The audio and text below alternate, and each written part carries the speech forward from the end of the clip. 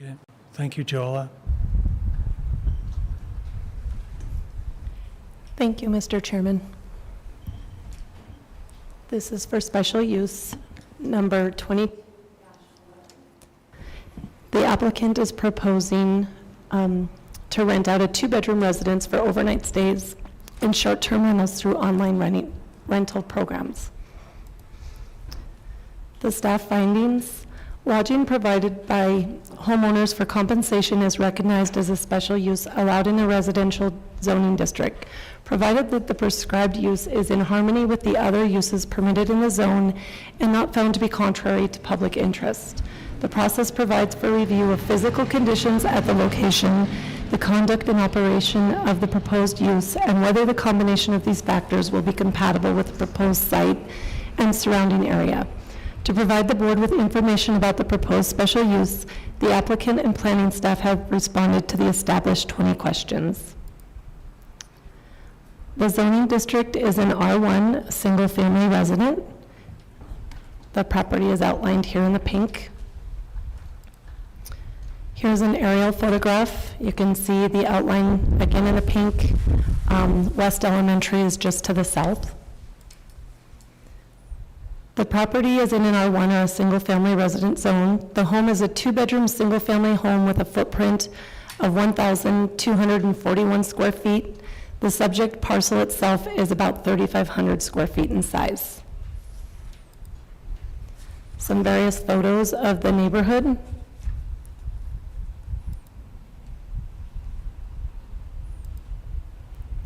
The property in question is located within an area containing mostly other single-family residences. Lots surrounding the property are 3,000 square feet to about 6,000 square feet in size. The parcel located across the alley from the subject parcel or single-family residence, also located in the R1 zone. 1 block to the east, west, north, and south are also in the R1 zone. The subject parcel is about 1 block north of West Elementary School. No changes in the zoning ordinance have occurred in this area.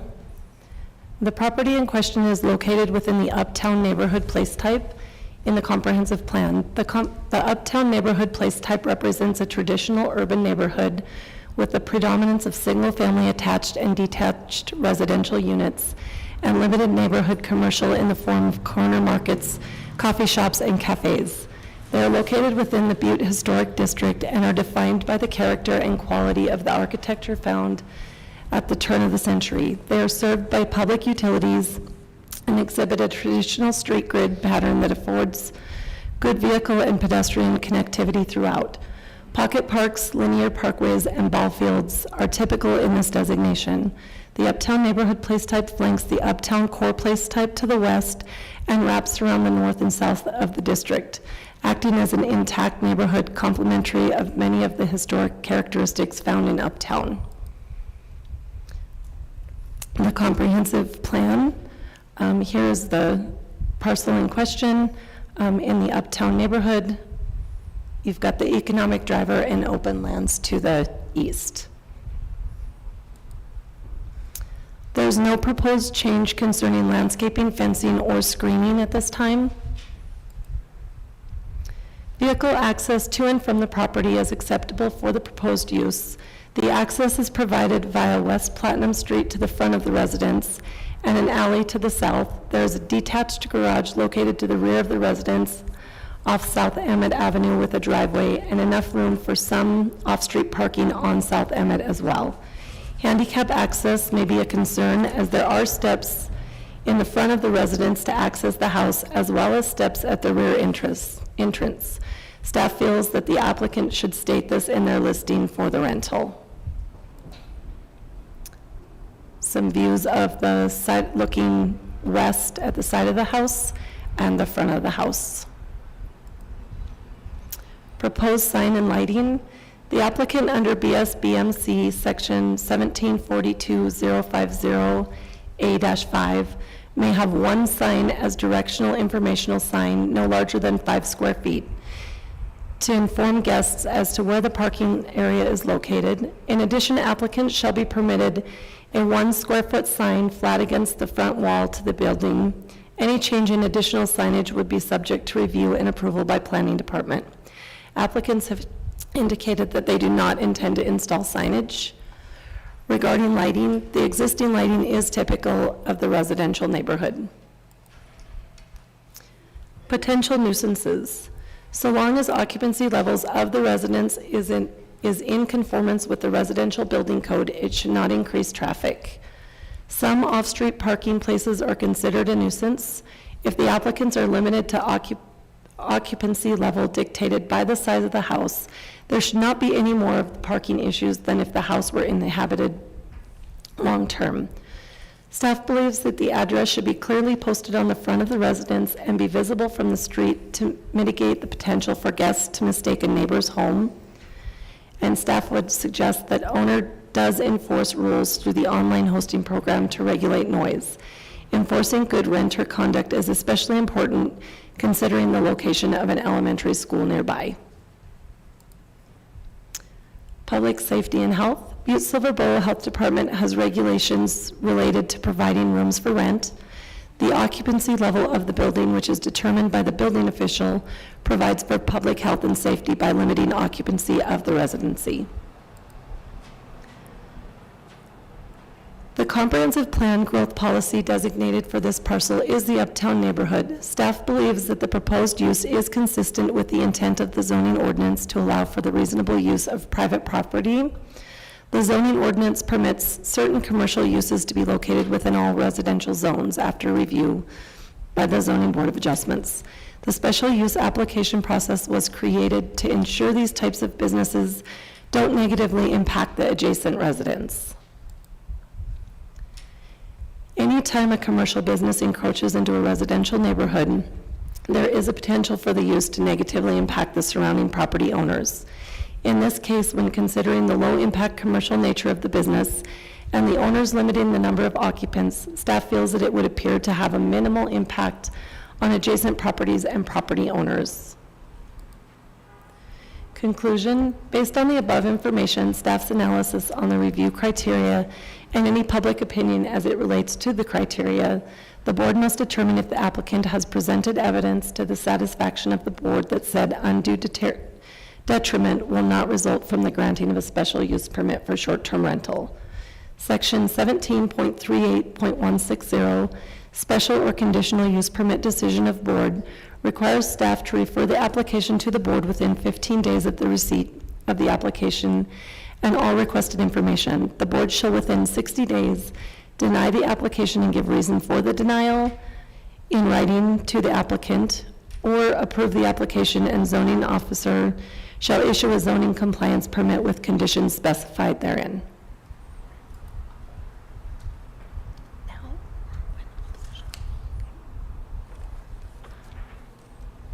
Mr. Chairman, I do have a letter from Bruce and Peggy Graving for opposition of the proposed use. Would you like me to read that now? Sure, yeah. Okay. Where do they reside? They reside at 1140 West Platinum. Okay. Greetings. We oppose the granting of this permit application for reasons outlined below. Question 13.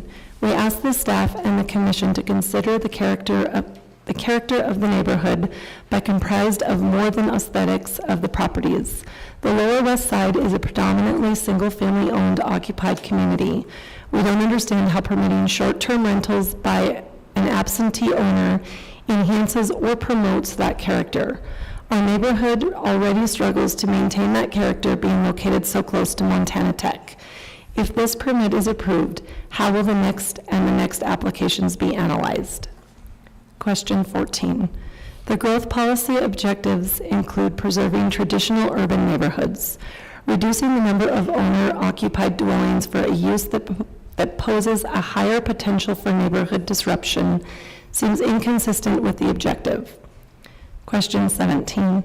Perhaps a single special permit for this use would not adversely affect nearby property if everything worked perfectly. However, the applicant's intention to limit the occupancy and address noise issues doesn't guarantee that they will be successful. Once the permit is granted, addressing any compliance issues is problematic. Benign neglect on uptown buildings has been described as demolition in another form.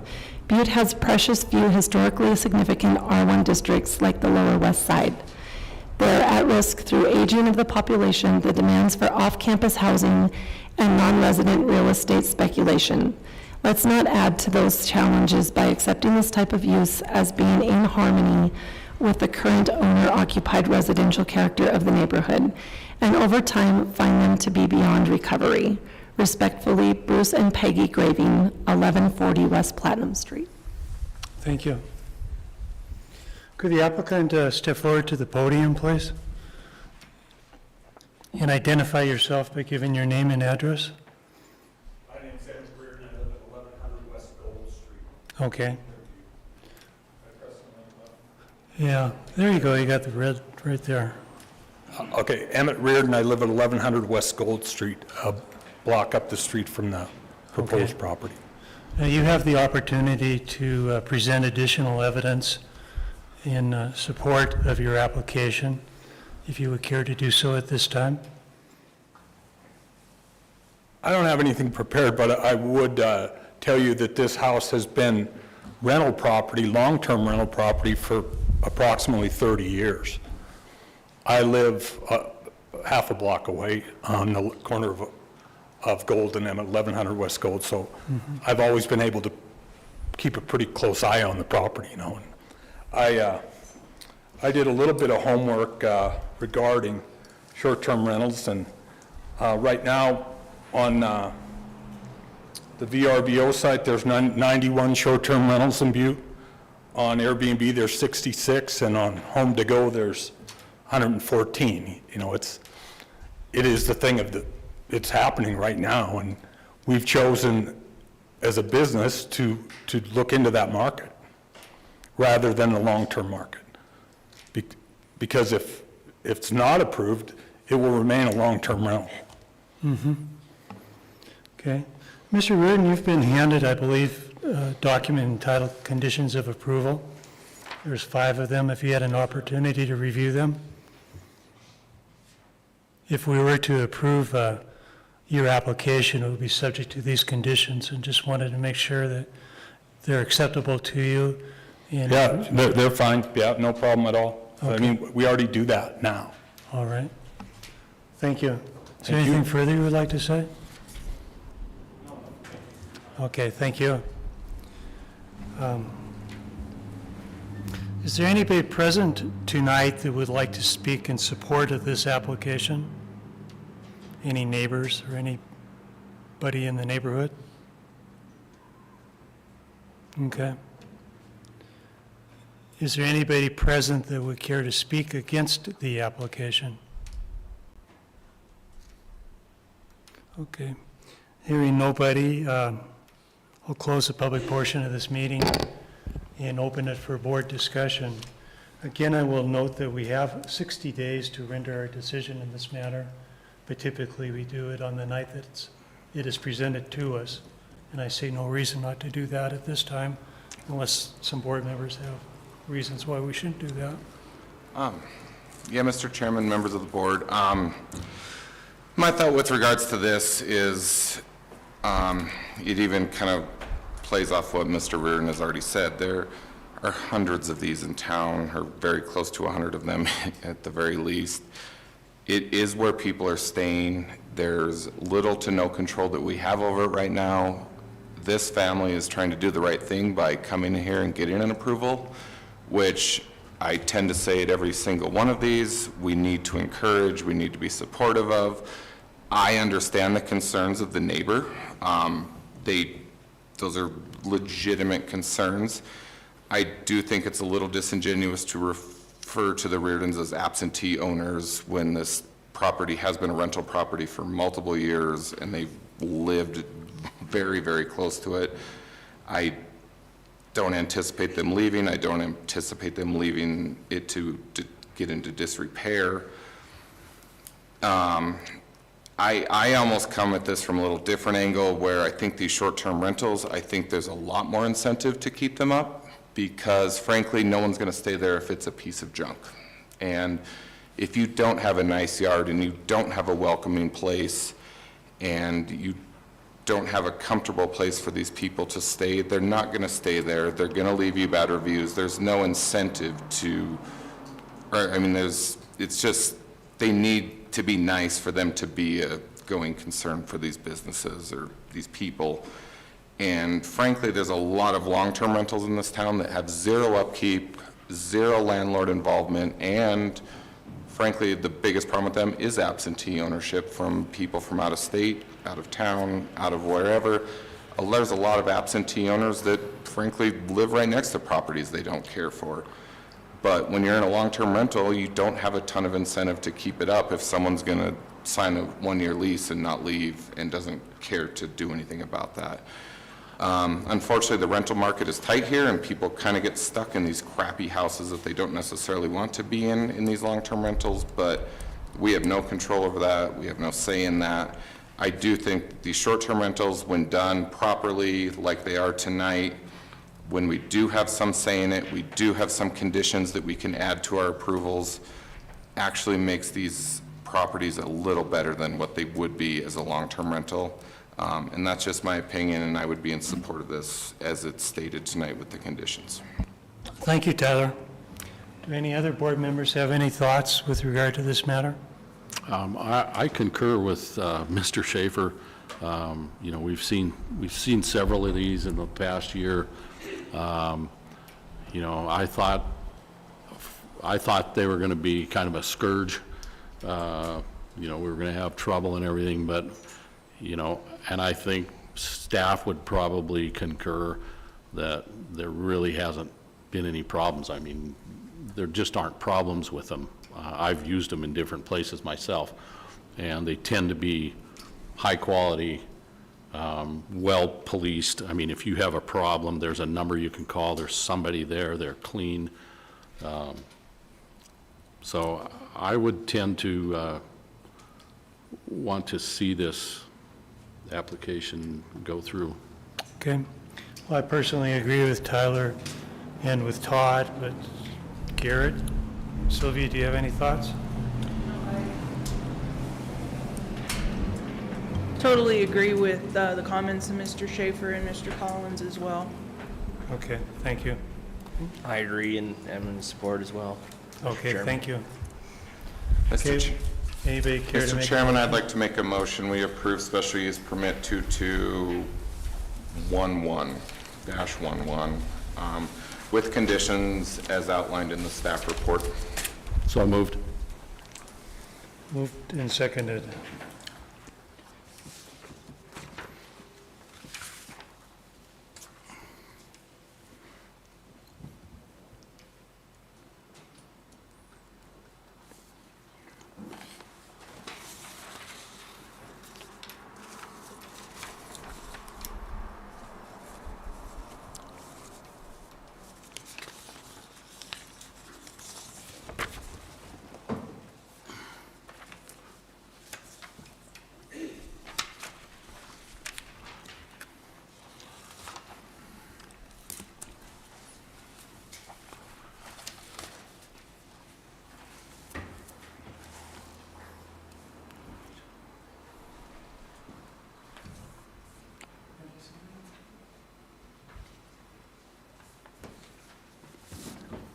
All 5 votes are for the motion, which means that the application has been approved, and you'll be receiving a letter from the planning staff to that effect.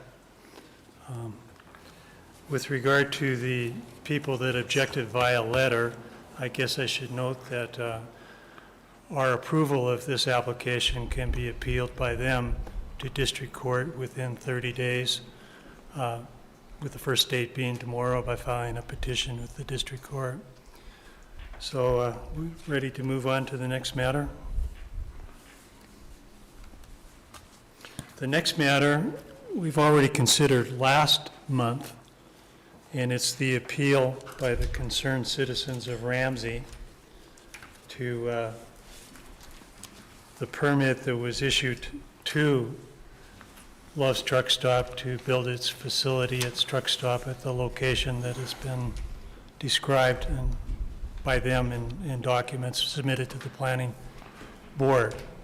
So this is different, as I emphasized the last meeting, than our typical procedure where we hear public testimony. We didn't hear public testimony last month, and we won't hear any tonight. It's strictly a legal determination, reviewing the approval of the application by Love's Truck Stop and the permit that was granted to them. So we have 40 days. We still have actually some time to meet and determine and issue our decision, but I would think that we might be ready to do it tonight, but I would talk to the board members about that to see if they feel up to doing that. Well, I believe with public meeting requirements, we don't have the ability to publish another meeting, do we? And our decision needs to be public, so I think we need to get on some sort of decision tonight. Yeah, I agree. And everything we do is public now. With regard to this particular matter, we've been submitted a lot of documents. We've also submitted some excellent briefs by the attorneys involved, both by Butte-Silver, Sean Peterson, and the Ramsey citizens, Mr. Wilson. And Love's has also submitted a brief for the consideration by the board. Do we think we need to discuss this matter a little bit before we have a vote with regard to approval or disapproval? I believe so. Okay. Then I'll let you start off. Okay, I'm going to start off by saying I'm absolutely sick to my stomach by this. I don't want to be here tonight. I don't want anything to do with this. As a volunteer, I didn't really envision signing up to make decisions like this, but frankly, it is what we signed up for. It's what we're here for. It's not fun. We've had terrible things in front of us before. We've told homeless shelters they can't build in places. As some of the lawyers here tonight know, we've told people who want to propose solar farms they can't do it because it, for various reasons. Frankly, if you read the standard view in the editorial section yesterday from the newspaper, you wouldn't know there was any decision other than a couple concerned neighbors, which really wasn't the case and not fair to this board and not fair to the public who reads the newspaper. But that being said, right now I personally believe some of the societal factors having the greatest impact on our country right now are people's distrust of their government, their distrust of big business, and their lack of empathy for those around them. Amen. Above all that, though, I think one of the worst things that we have, and it's not just in this country, but it seems to be more in this country than other places, and it is a worldwide problem, but it's the proliferation of greed. And when I look at this proposal, I have to ask myself, and I have to ask those around me, to what end has this immensely wealthy family and corporation spent so much time and money to build a truck stop where they don't seem to be needed and they most importantly don't seem to be wanted?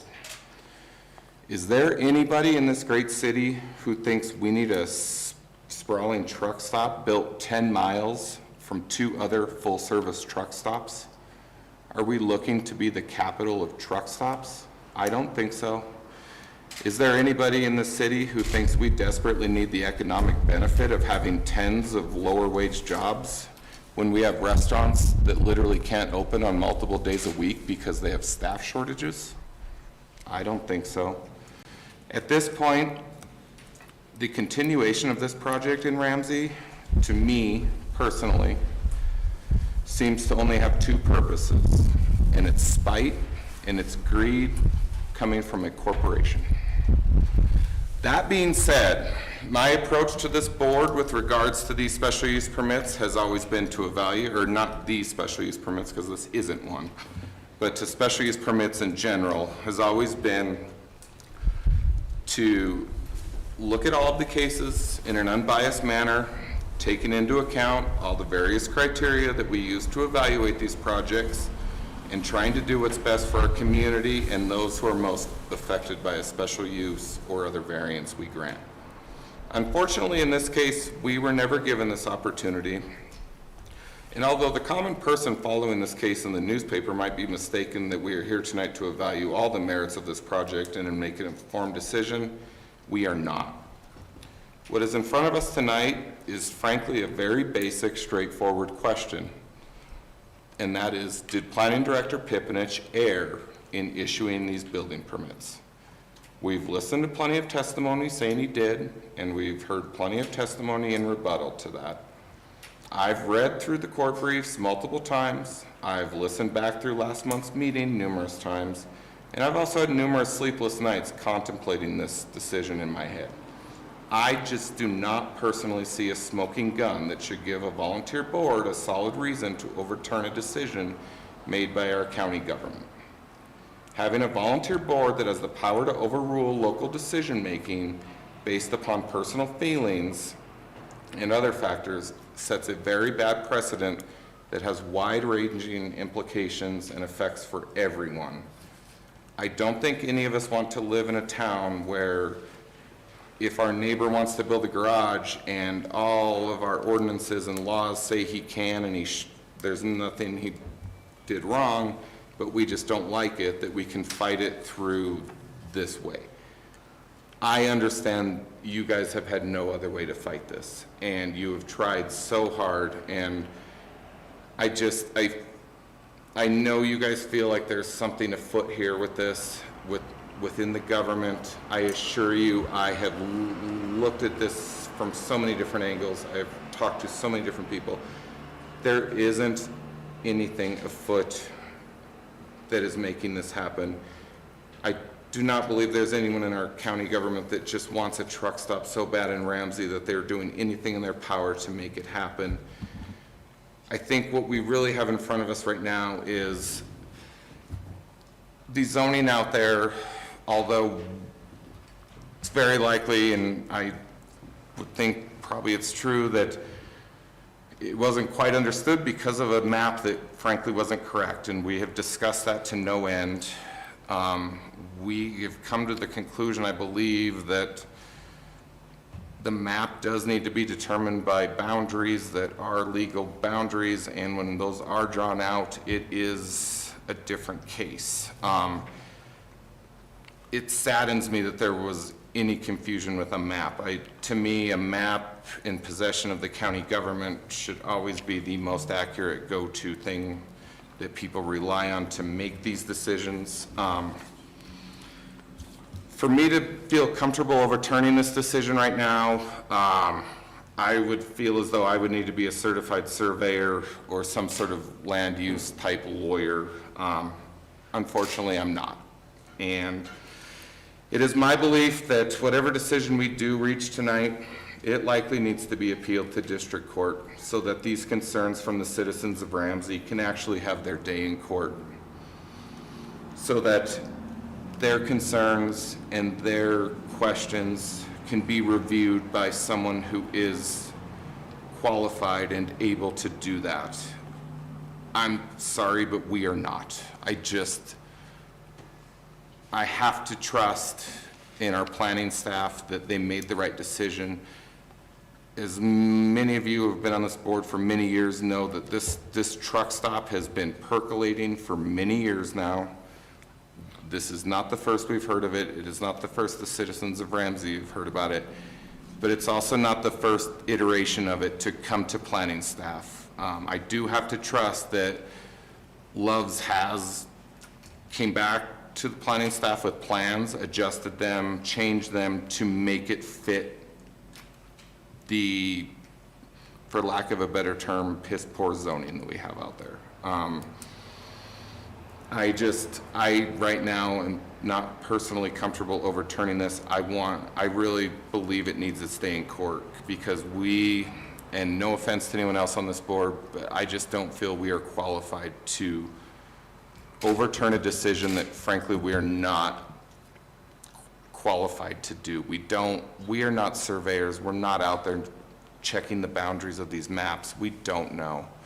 We're just here as volunteers wasting a Thursday night and I shouldn't say wasting, I'm sorry, but I'm frankly emotional about this. I don't like it. I don't like this project, but I also don't feel it's in my power to change that right now. It's just not, and it needs to go to somewhere else for its day in court.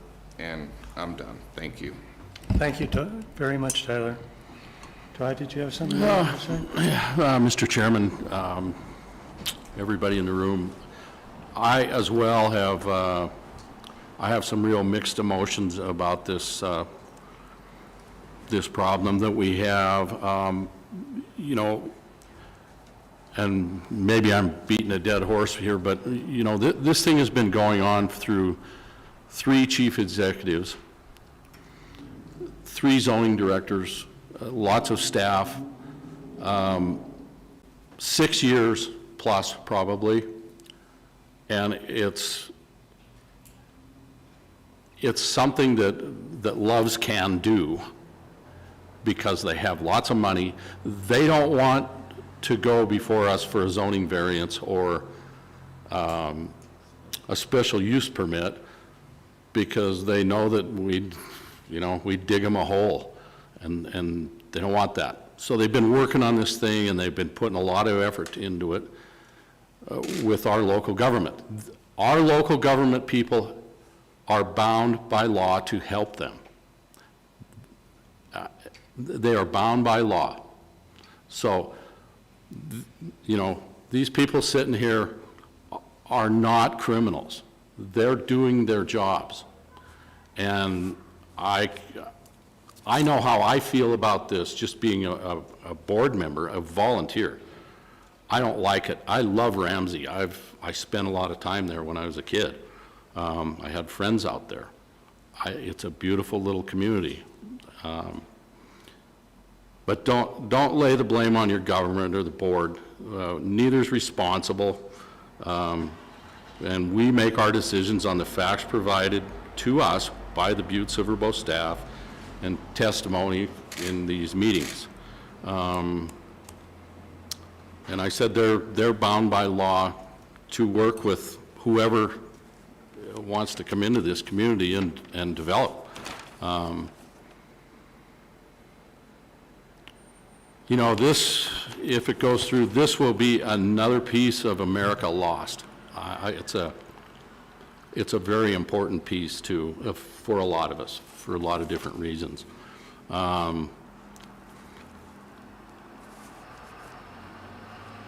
I too think that it's gone on long enough. It needs to either be transferred from here to a district court, or we need to make a decision tonight. From what I've gathered, I can't go against what the staff has provided me, the material. I'm positive they've done their due diligence. They've been at it a long time, and I'm ready to vote tonight. Thank you, Todd. Gary, did you have anything you wanted to say? Yeah, I think just kind of building on what Tyler and Todd had to say. Obviously, this has been going on 6 years. There's been a lot of history, a lot of info. But at the same time, there's been a lot of iterations of this application back and forth between BSB staff and Loves. And I do think that while confusing and whatnot, there's been a lot of due diligence to get to the point where we're at. You know, I understand there's a lot of emotion and, you know, personal opinions that go into this. But like Tyler said, you know, we're here to evaluate an appeal based on the zoning of the truck stop. And when I look at this, I've reviewed the court briefs and the maps and all the information quite a bit. And when I look at it, you know, while confusing, you know, I think the maps are irrelevant. You know, the property descriptions, the zoning was laid out on meets and bounds. I believe that's the correct way to do it. It's accurate, and it takes a lot of the, you know, opportunity for interpretation out of the decision.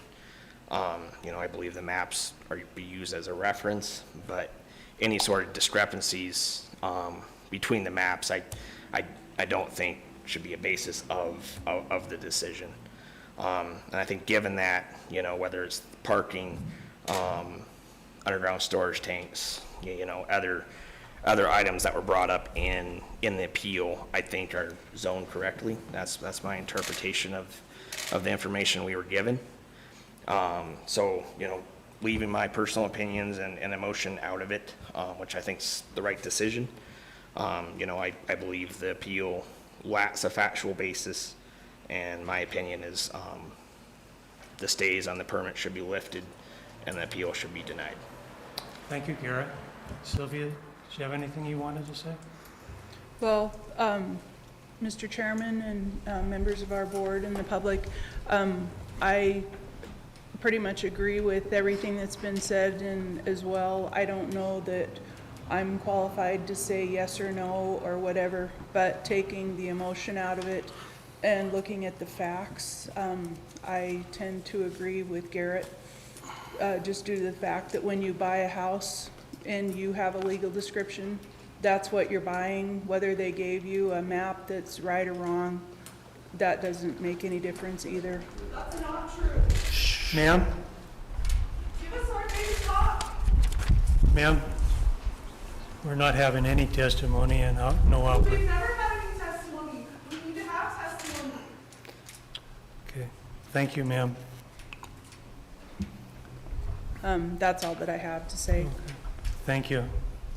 I myself kind of echo what my colleagues have stated. I found nothing in the record and nothing in the zoning ordinances that would permit us to overturn the decision of the planning staff in this matter. No matter how much we might want to do that, we still are bound by the law. And the law is clearly stated in the zoning ordinances and the record that we have before us. So I agree with them. And I would like to note that we had a sixth person, John Reese, who was present at the last meeting, and he could not make it tonight because of the medical procedure that he had to undergo. But we have a quorum tonight. We have a quorum of 5 people, and it requires 4 votes to either approve the appeal, to grant the appeal, or to deny it. So we have enough people to make our decision tonight. And then, as been stated, our decision can be appealed to district court by filing a petition with the district court within 30 days of our decision tonight, with the first day being tomorrow. So now that I have that out of the way, I'll ask if our colleagues or members here are ready to vote. Mr. Chairman, I'd like to go ahead and make a motion, and just, I'd like to make a motion for simplicity in voting that we grant the appeal to the citizens of Ramsey, and please note how that's reading, because I just don't want to muddy the waters any more than they already have been, and that's my motion. Okay. So if you think the decision of the planning staff should be upheld, you would vote against Tyler's motion. And we've all articulated our reasons for that tonight. So there shouldn't be any confusion, I don't think. I'll second the motion. Okay.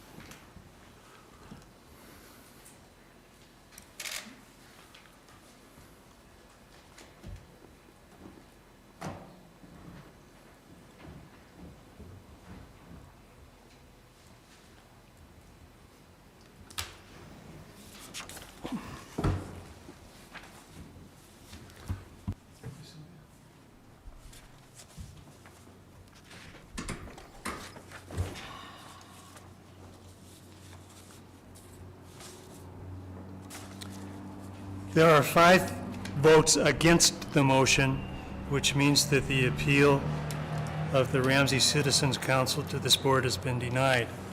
Once again, our decision can be reviewed by a district court by filing a petition with the district court within 30 days of today, and the first day of the 30-day period would be tomorrow. Thank you, everybody, for attending tonight.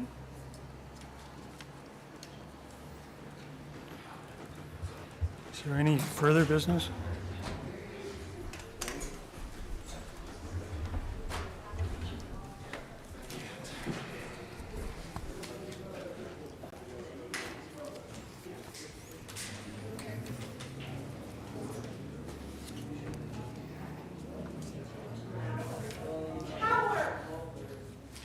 Whoa.